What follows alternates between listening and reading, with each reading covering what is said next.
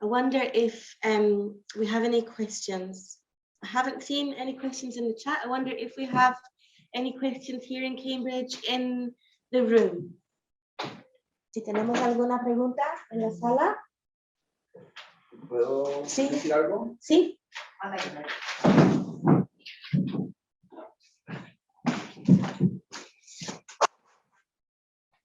Disculpen, estoy muy emocionado. Se me abrió una ventana. I am very emotional. This opened remembrance to this dark past with Jacqueline mentioned. I had to, I was brought up in the midst of a dictatorship. When I went to college university, I was part of the resistance. And we felt the importance of international solidarity.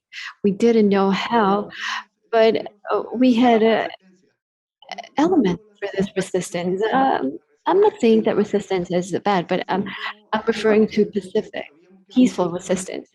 We knew that it was very important. What I was mentioning, I knew what it was. Now,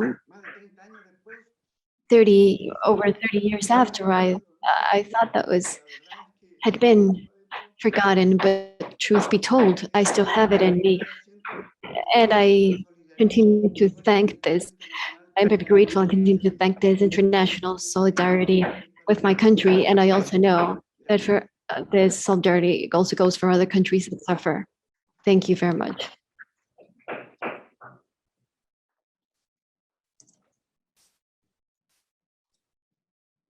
Thank you, Robinson. I can see that we have a couple of questions in the chat. I wonder if Cece Weeman, Stitch Dancing, would you like to ask your question? Yeah, I can do it. I was wondering if there are anything like arpera from in Mapuche culture. I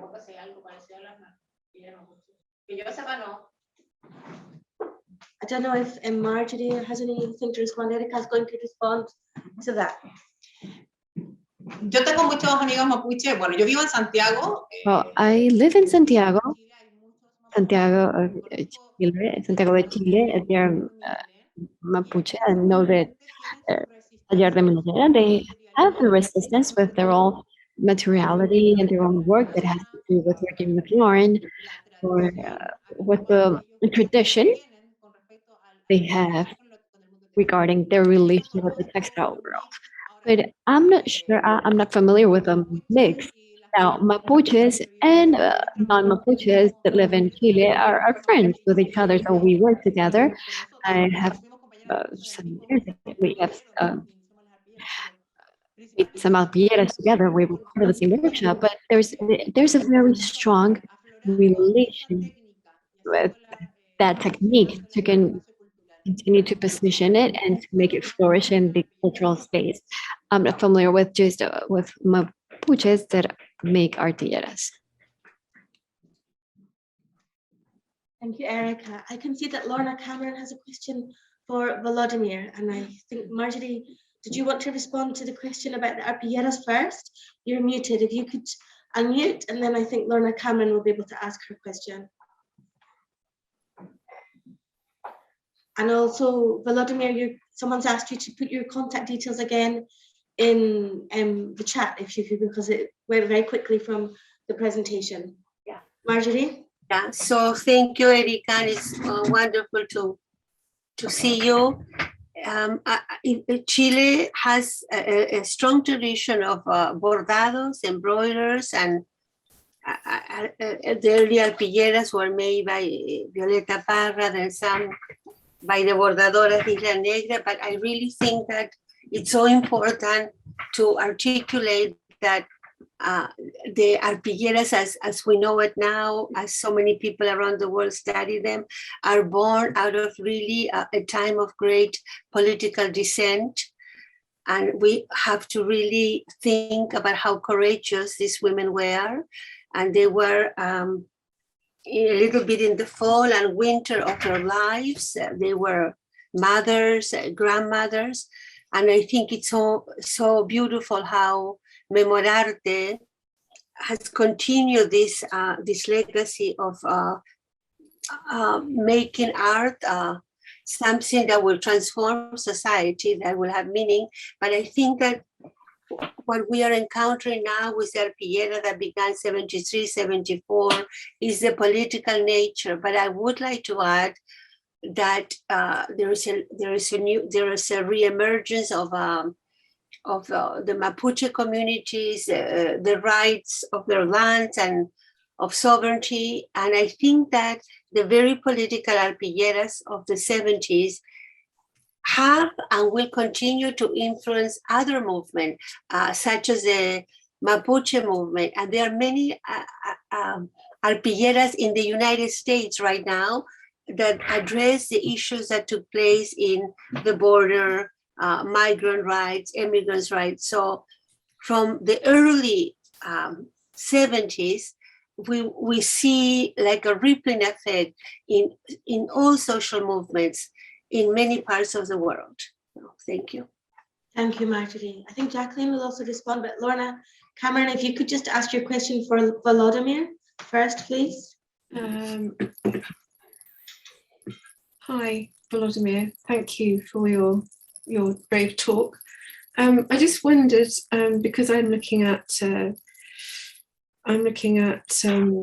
courts mainly, and how they have the power to frame or not the aspirations of a nation for the rule of law, and that can be a political thing or it might not be. And I'm looking at the role of architecture in that and how it's not neutral ever, really. But I wondered if you don't have to answer on that basis, but I wonder if you have any ideas about how you feel that the construct that you referred to, through which you are seen by and have to relate to Russia, might be got around or dealt with in the future, so that you can have some kind of dialogue that's equal. Thank you, Lorna. Well, it's a huge question, right? And I think every Ukrainian may be asking themselves this question right now. So how to make sure that our voice, our collective voice, is heard differently, and actually is heard sometimes at all in so many contexts.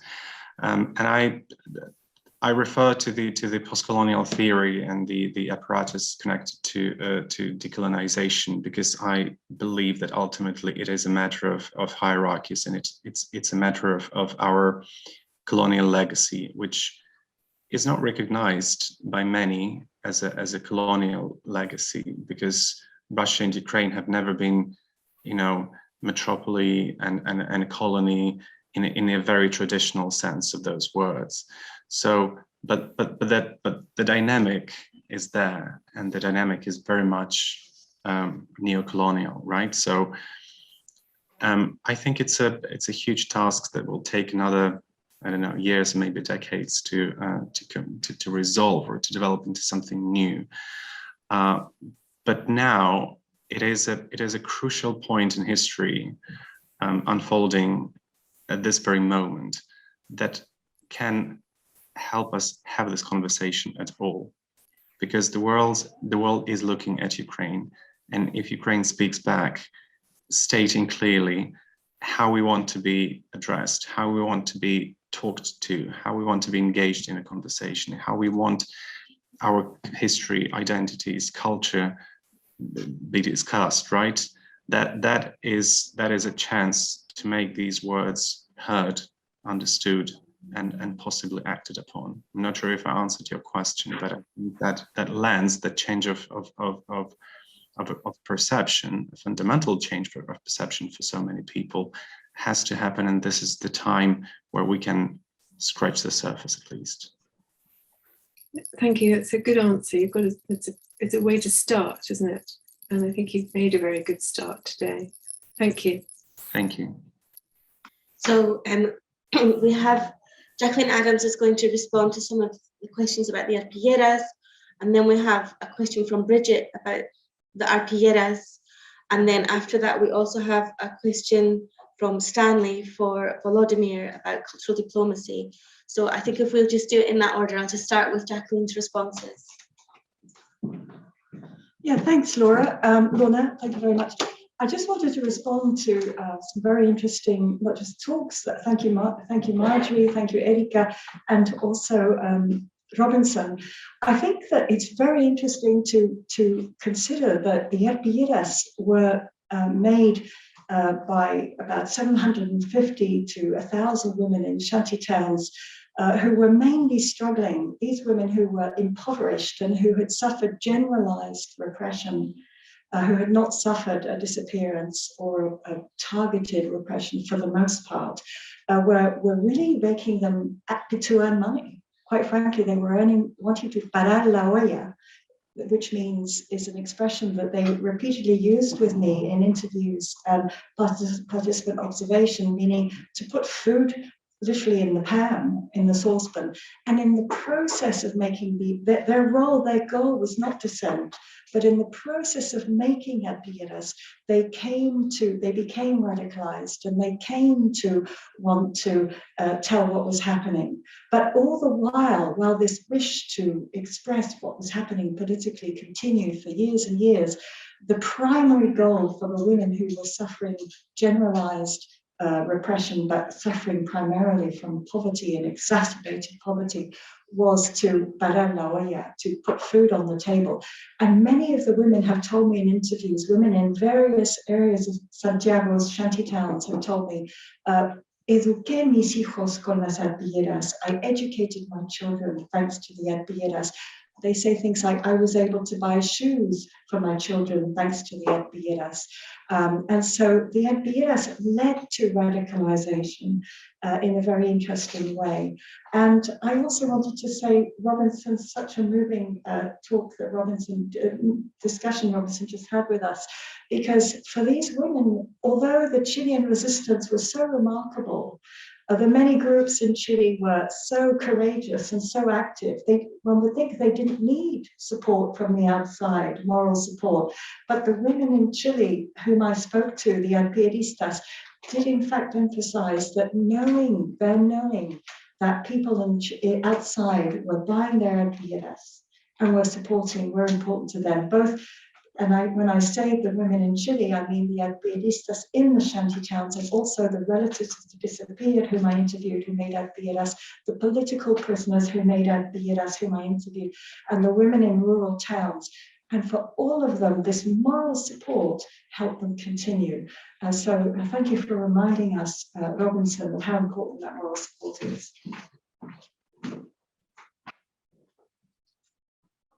Thank you, Jacqueline. So we just have a question from Bridget, which was, I would be interested to know if the presenters see links between the use of public graffiti and arpilleras of protest. And Erika Silva is going to respond to that.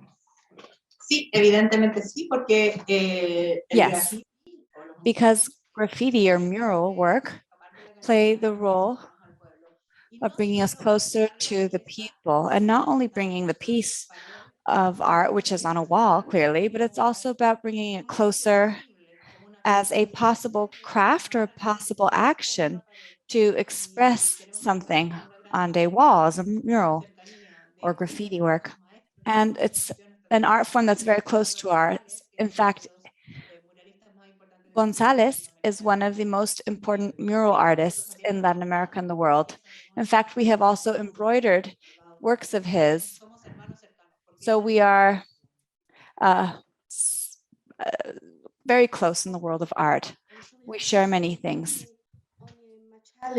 Stanley, I'm not sure if you can activate your video so that we can spotlight you, so that you can ask your question to Volodymyr, or I can read it if you prefer not to read it yourself.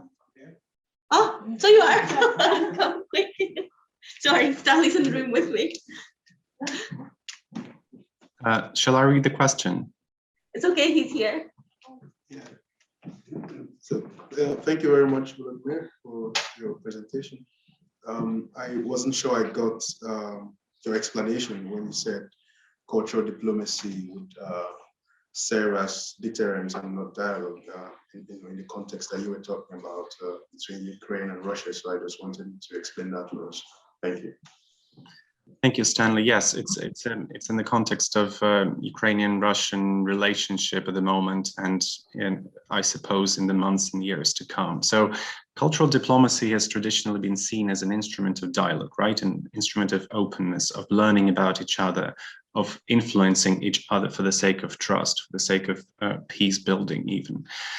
I argue that in today's context, in the future to come, Ukraine could use and should use cultural diplomacy to spread the word about itself internationally, to guard itself against aggressive Russian propaganda machine, disinformation, all the attempts that Russia has been making to subdue Ukraine, to declare it a failed state, right? To spread false narratives, to undermine its identity, to rewrite its history and and appropriate its culture. So cultural diplomacy in such a context becomes an instrument of deterrence, of protection, because through cultural diplomacy, Ukraine can translate, can spread alternative narratives, genuine narratives, counter disinformation, debunk stereotypes,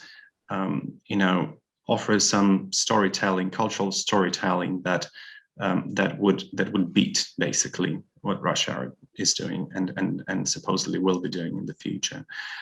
So this is what I meant by saying it would serve as a deterrent, not an instrument of dialogue.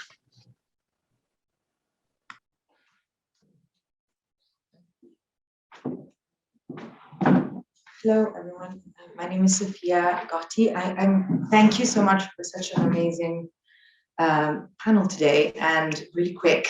So I'll try to be quick with the questions. I actually have questions for everyone.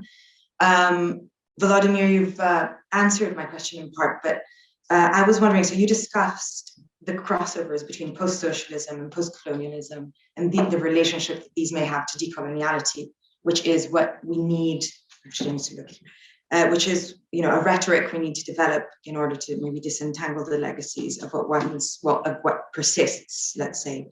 So maybe if you could say something a bit more about what has been done, or like what, just like practical examples, maybe something that has happened, or like decolonial initiatives or blossoms of something in Ukraine. And maybe, should I just ask all the questions and then sit down? Yes. Okay. So that's question one. Question two for Jacqueline. I wanted to ask a bit more about the role of the Catholic Church in the dissemination of our pilleras. If you could talk a bit more about that.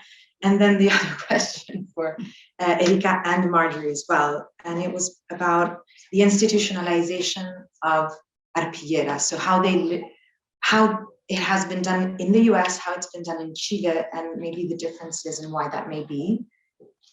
That's it. Thank you. Thank you, Sophia, for those questions. So we're going to have the responses, but if I could just urge Hannah, our Zoom support, and Liam, if need be, if they want to take their 20-minute break, and also anyone who needs to take a break, feel free to go. We'll start again at 4 o'clock. So I'm going to have the responses to the questions, but I know that people don't want to sit and look at the screen. So if you need to get out, please do. Okay. Bueno, lo que entendí es como esta controversia que puede Well, from haber. what I understood is this discrepancy that might exist whether they were institutionalized in Chile. Is that correct? Well, the way I see it, maybe I'm inferring incorrectly, but I believe that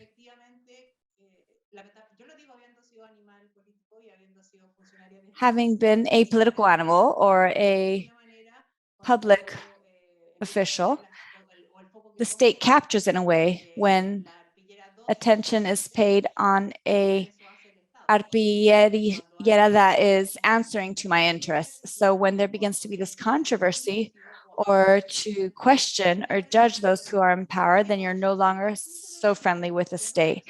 And still, being left-leaning myself, our craft And while this perhaps speaks to a certain level of hope, because we even worked on some projects with Piñera's government, which is a right-wing government.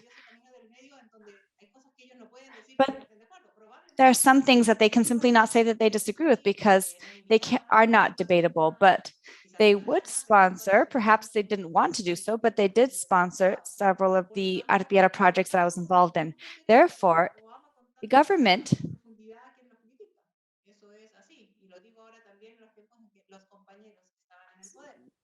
there were some colleagues who were in power, but I believe that the commitment to art is something that is, it's hard for us to bite our tongue as artists. It's hard to stay quiet when we disagree with something. Even if we're being financing, we say it's great for you to sponsor us, but I will continue to criticize you. Sophia Gotti put to you, which I also put in the chat.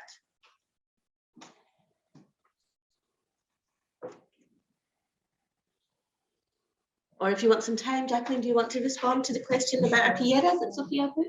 Yeah, so thank you, Sophia, for your question about the role of the church in the dissemination of Arpiera. So three roles, very important roles indeed. You really touched on a key issue.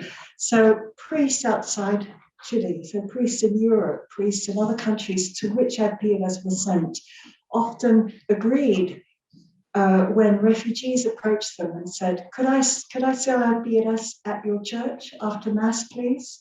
And it wasn't just refugees, it was others who helped sell Arpieras. So priests facilitated the sale of Arpieras after Mass, and sometimes even at social events organized by their congregation or for their congregation.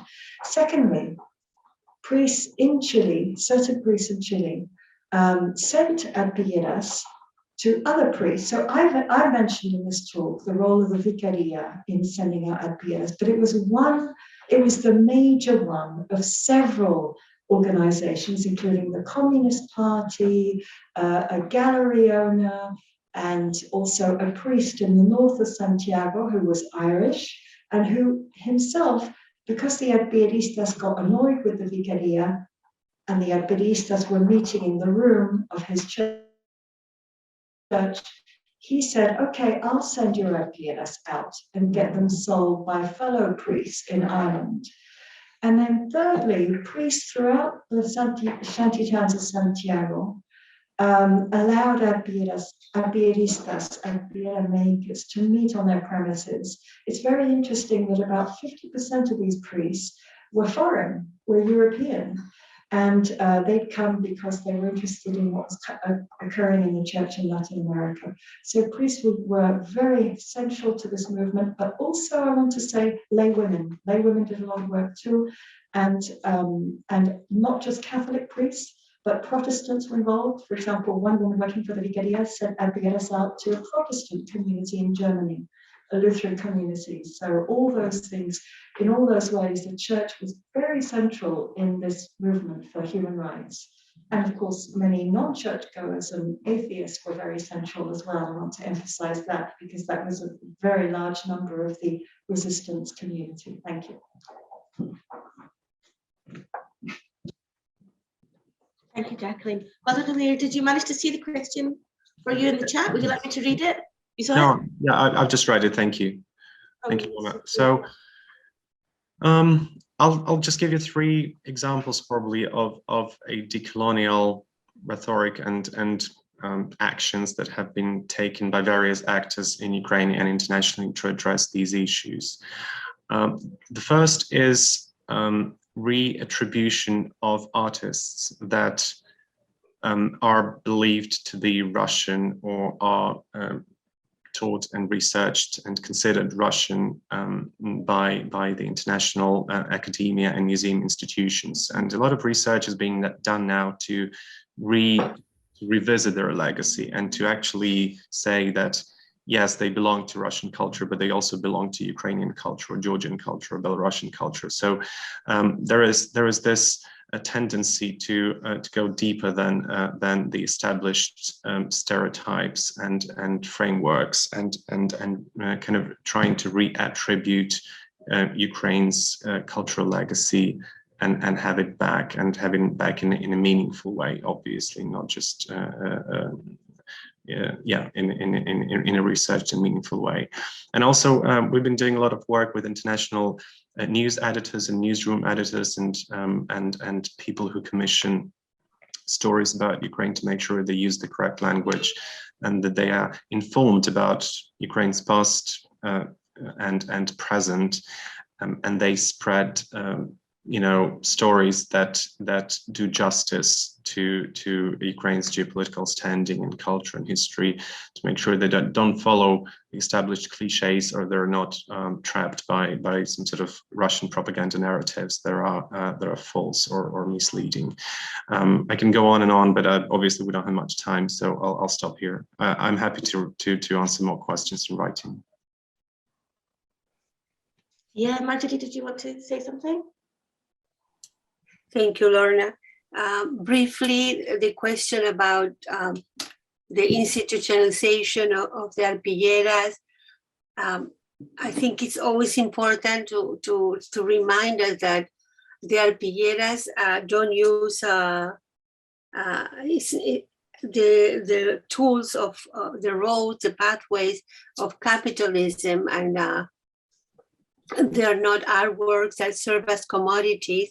And they have different kinds of roads and networks that you can, like you were saying, Jackie, that in cultural events, people could sell arpilleras. But one thing that I hope very much we can create a statement here in this very important conference, that arpilleras are very invisible in mainstream Chile. And one of the reasons Cynthia, Imani, and I wanted to write this book is to have this book in schools, in mainstream schools or the upper class schools. But I think that there's such a disconnect in Chile between popular arts, crafts, arpillera, high art. And I think that the arpillera should enter the educational roads. People should know about this protest form in the middle schools. And so far, it's not happening. So how do we capitalize in education? We need education. We need to educate the Chileans on the art of the arpilleras. If not, what I don't want to do is to talk only among ourselves or people that believe in share our same ideology. We have to go beyond us. And this is a big quest for me. And I'm sure you may be feeling the same. Okay, thank you very much, Marjorie. Thank you, Volodymyr, so much for joining us today. Really appreciate it. Obviously, it's extraordinary circumstances that you haven't been able to join us in person. We're all wishing the best outcome for your country. And thank you, Marjorie and Erika and Jacqueline, for your really meaningful presentations on arpilleras.